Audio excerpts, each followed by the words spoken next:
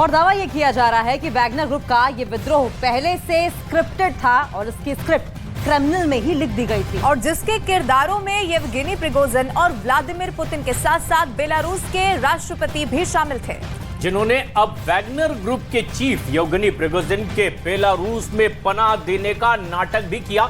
लेकिन दरअसल ये नाटक इसीलिए किया गया ताकि वैगनर ग्रुप को कीव को घेरने की जिम्मेदारी दी जा सके। जाहिर है कि अब प्रिगोजिन और उनकी प्राइवेट आर्मी पूर्वी यूरोप के भी करीब पहुंच जाएगी और इससे पूर्वी यूरोप के नेटो मुल्कों में दहशत का माहौल भी रहेगा।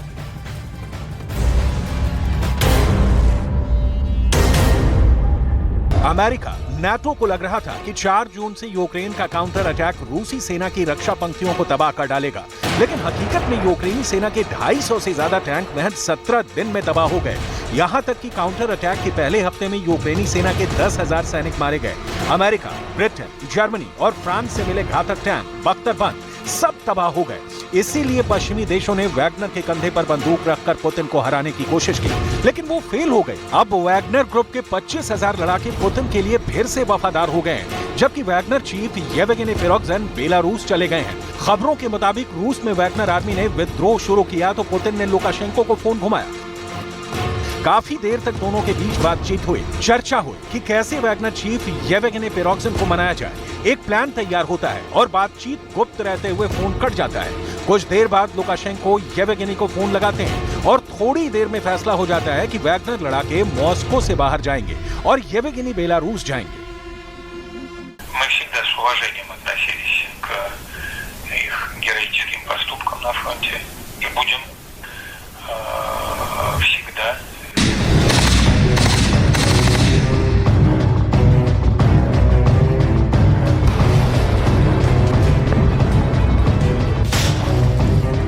इस बातचीत के कुछ देर बाद येवगेनी प्रिगोजिन वैगनर ग्रुप के लड़ाकों को आदेश देते हैं कि रूस के सैनिक उनके अपने हैं, वो खून खराबा नहीं चाहते हैं, इसलिए आप लोग मॉस्को से निकल जाएं।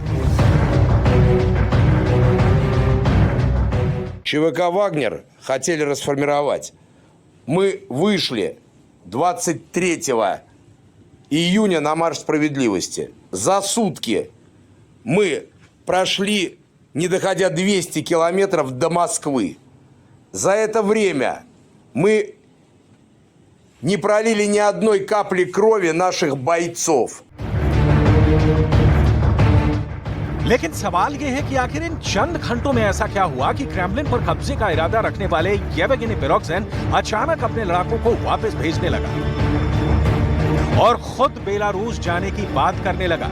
इसे हम आपको आगे बताएंगे। पहले आप ये भी सुन लीजिए कि वैगनर चीफ क्या कह रहा है। Сейчас наступил тот момент, когда кровь может пролиться. 5 मिनट की जंग में फंसे ज़ेलेंस्की। असल में वैगनर ग्रुप के लड़ाकों ने मॉस्को में एक भी गोली नहीं चलाई और ना ही खून बहाया। इसके पीछे पुतिन का वो वॉर गेम है जिसने यूक्रेन के होश उड़ा दिए हैं। अब खबर आ रही है कि वैगनर ग्रुप के चीफ बेलारूस क्यों जा रहे हैं। बेलारूस से यूक्रेन पर वैगनर का हमला। पश्चिमी मीडिया के मुताबिक वैगनर लड़ाके यूक्रेन पर अब बेलारूस से हमला करने जा रहे हैं। बेलारूस के दक्षिण में यूक्रेन है, जबकि उत्तर पूर्व में रूस। पूर्वी यूक्रेन के बखमूत और सोलेदार पर वैगनर ने कब्जा करने के बाद वहां पर रूसी सेना को इलाका सौंप दिया है। अब सवाल उठता है कि बेलारूस की तरफ से वैगनर क्यों हमला करेगा। असल में पुतिन ने अपने परमाणु बम बेलारूस भेज दिए हैं, लेकिन इनका तभी सही तरह से इस्तेमाल हो सकता है जब बेलारूस की तरफ से रूस की पकड़ मजबूत हो। इसीलिए वैगनर के 25,000 लड़ाके बेलारूस की तरफ से यूक्रेन पर हमला करेंगे। वैगनर के 25,000 लड़ाकों को यूक्रेनी सेना से लड़ने में महारत हासिल हो चुकी है। इसीलिए बखमूत के बाद अब बेलारूस की तरफ से वैगनर यूक्रेनी सेना पर हमला करेगा।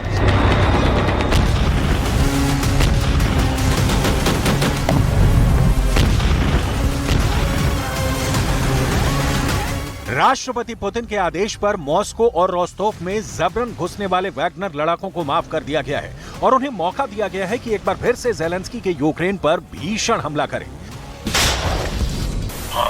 ЧВК «Вагнер» вернется в свои лагеря расположения. Часть из них, которые это пожелают в дальнейшем.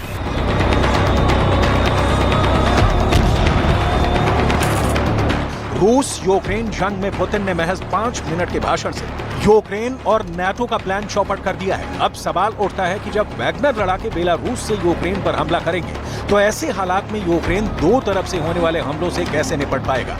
वैगनर के नाम से ही यूक्रेन की फौज सदमे में आ जाती है। अब देखते हैं कि आने वाले एक हफ्ते में क्या होता है।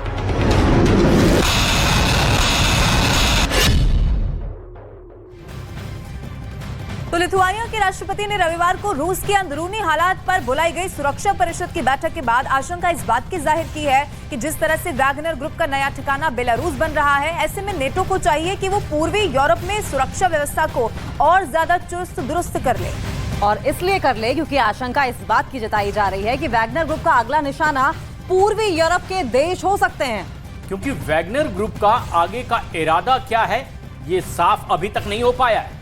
बेलारूस में ठिकाना बनाने के पीछे बड़ी योजना भी हो सकती है। सिर्फ लिथुआनिया नहीं बल्कि सभी नेटो मुल्कों के लिए खतरा इस वक्त बताया जा रहा है। लिथुआनिया को बहुत ही ज्यादा खुफिया जानकारी इकट्ठा करनी होगी और अगले महीने हो रही लिथुआनिया में नेटो का एक शिखर सम्मेलन भी है।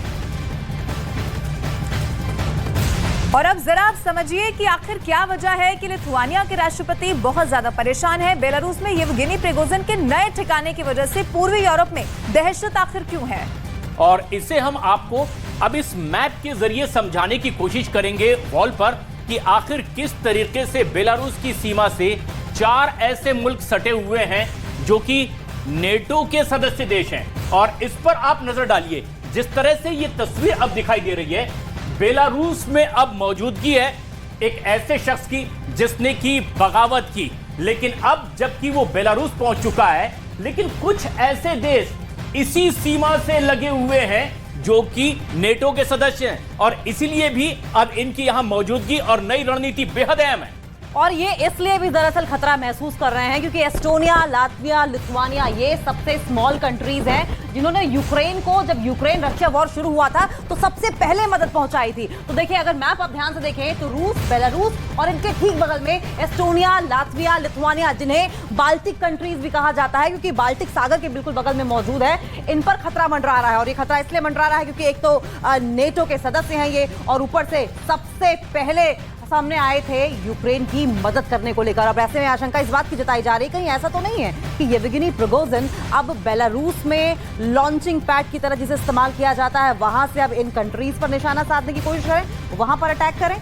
और देखिए, जो मुल्क है अब इन मुल्कों के करीब बेलारूस में एक तरफ आप देखेंगे कि रूस के परमाणु बम तैनात हो चुके हैं और दूसरी तरफ अगर देखा जाए तो पुतिन की पलटन की सबसे खौफनाक प्राइवेट आर्मी भी अब यहीं पर पहुंच चुकी है। और लिथुआनिया ने ये देखा है कि वैगनर के लड़ाके किस तरीके से युद्ध के सारे नियमों को ताक पर रखकर जंग लड़ते हैं और ऐसा ही कारण है कि उन्हें डर है कि बेलारूस के रास्ते पूर्वी यूरोप के मुल्कों पर वैगनर ग्रुप का अटैक हो सकता है। और मॉस्को ये अब कह करके इससे पल्ला भी झाड़ सकता है कि ये विद्रोही ग्रुप की हरकत है और अब उसका वैगनर ग्रुप से कोई लेना देना नहीं है और इसीलिए बेलारूस में अब एक स्ट्रेटेजिकली उसकी तैनाती कर दी गई है। और अब जबकि यह माना जा रहा है कि परमाणु हथियारों की यहां पर मौजूदगी है, बेखौफ होकर के जब भी जरूरत पड़ेगी उसका इस्तेमाल किया जा सकेगा। यानी कि एक तीर से दो निशाना, एक तरफ वैगनर ग्रुप का जो विद्रोह था उसे भी दबा दिया गया, वहीं जो दुश्मन देश थे रशिया ने उन्हें भी साथ लिया। और वहीं इधर पश्चिमी मीडिया ने अब दावा किया है कि वैगनर ग्रुप की बगावत को कुचलने के लिए चेचन कमांडर के 25,000 जवानों की तैनाती कर दी गई थी। रमजान कादिरोव ने पहले वैगनर चीफ को समझाने की कोशिश की, लेकिन जब वैगनर चीफ नहीं माना तो रमजान कादिरोव ने अपने लड़ाके वैगनर ग्रुप के खिलाफ उतार दिए। और अब दावा इस बात का किया जा रहा है कि प्रिगोजिन कादिरोव से सीधी टक्कर नहीं लेना चाहता था।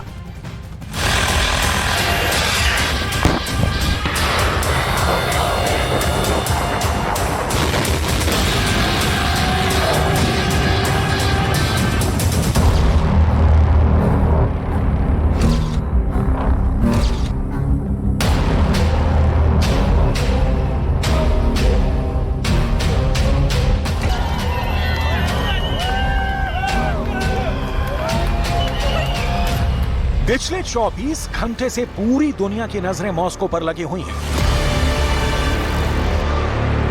दुनिया ने वैगनर को यह कहते हुए सुना कि वो पुतिन की सत्ता को उखाड़ फेंकेगा। पूरी दुनिया ने पुतिन का वो बयान भी सुना जिसमें पुतिन ने कहा कि बगावत करने वाली हर ताकत का फन कुचल दिया जाएगा। इसके बाद दुनिया ने वैगनर चीफ को पीछे हटते भी देखा, लेकिन दुनिया ने जो नहीं देखा वो ये है।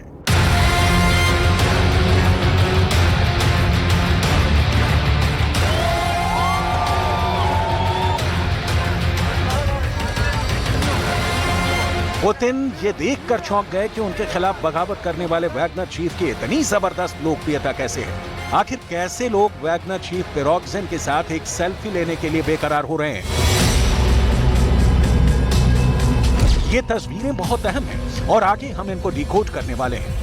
लेकिन पिरोग्जिन की बगावत और पिरोग्जिन के समझौते के बीच एक और अहम कड़ी साबित हुआ पुतिन का सबसे खतरनाक सेनापति, पुतिन का सबसे वफादार सेनानायक रमजान कादिरोव। इधर मॉस्को में पुतिन बेचैन थे, उधर चेचन्या के अंदर रमजान कादिरोव का भी खून खौल रहा था। कैसे रमजान कादिरोव ने वैगनर चीफ पिरोग्जिन को फोन किया और पिरोग्जिन को समझाने की कोशिश की, और कैसे जब रमजान कादिरोव ने अपने सबसे एलीट और खून के प्यासे कमांडो मॉस्को भेजे तो पिरोग्जिन को झुकना पड़ा। ये पूरी इनसाइड स्टोरी क्या है ये भी आपको बताएंगे, लेकिन सबसे पहले हम बात करेंगे पुतिन के बेहद तेज दिमाग की, जिन्होंने बहुत तेजी से बिगड़ती परिस्थितियों के बीच में हालात को अपने काबू में किया और वैगनर के अंदर पनप रही एक बहुत बड़ी साजिश को भी फेल कर दिया। दरअसल पिछले 1 महीने से लगातार पिरोग्जिन खाली बैठा हुआ था। पिरोग्जिन के पास कोई काम नहीं था। रोस्तोव शहर में पिरोग्जिन अपने हजारों लड़ाकों के साथ कैंप में था और कई एक्सपर्ट्स ने यह दावे किए कि पिरोग्जिन के साथ वैगनर ग्रुप के विदेशी लड़ाके भी रूस में घुस आए थे। आपको जानकर हैरानी होगी कि वैगनर ग्रुप दुनिया के 1 दर्जन देशों में फैला हुआ है।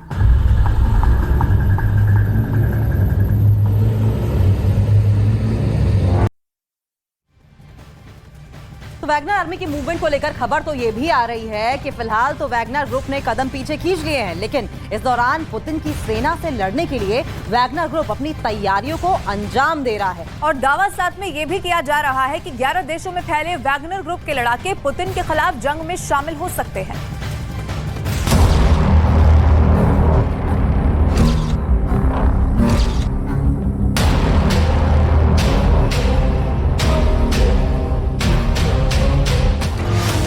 रूस, Ukraine, Syria, Sudan, Madagascar, Libya, Venezuela, Mozambique, Mali, Belarus और बुर्किना फासो।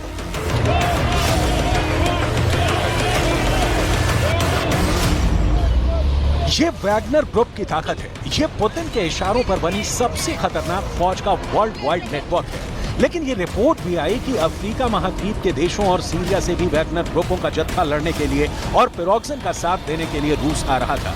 पुतिन ने इस संकट का समाधान करने के लिए सबसे पहले वैगनर चीफ पिरोग्जिन को बातचीत की टेबल पर लाया और पुतिन ने विद्रोहियों को जिस तरह धमकाया और डराया उसका असर भी देखने को मिला।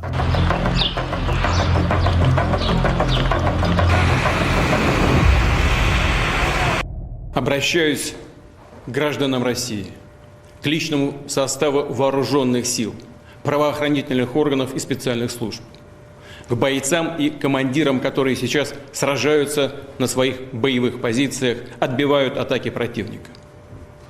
Делают это героически, зная, сегодня еще раз ночью говорил с командующими всех направлений. Обращаюсь и к тем, кого обманом или угрозами втянули в преступную авантюру, толкнули на путь тяжкого преступления, вооруженного мятежа.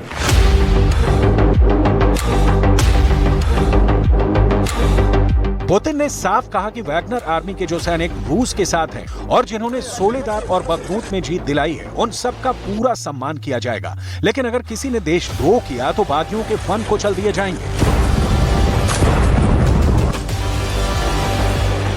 इसके बाद पिरोग्जिन के हर आदमी की सारी जानकारी हासिल की जाने लगी और इसके अलावा पिरोग्जिन को अपने ही लड़ाकों के बीच अलग थलग करने की कोशिशें शुरू हो गई और इसी दौरान चेचन्या में मौजूद रमजान कादिरोव से भी पिरोग्जिन को धमकी दिलवाई गई। रमजान कादिरोव ने ऐलान कर दिया, पुतिन के खिलाफ हुए विद्रोह को कुचल दो। यदि कोई भी कठोर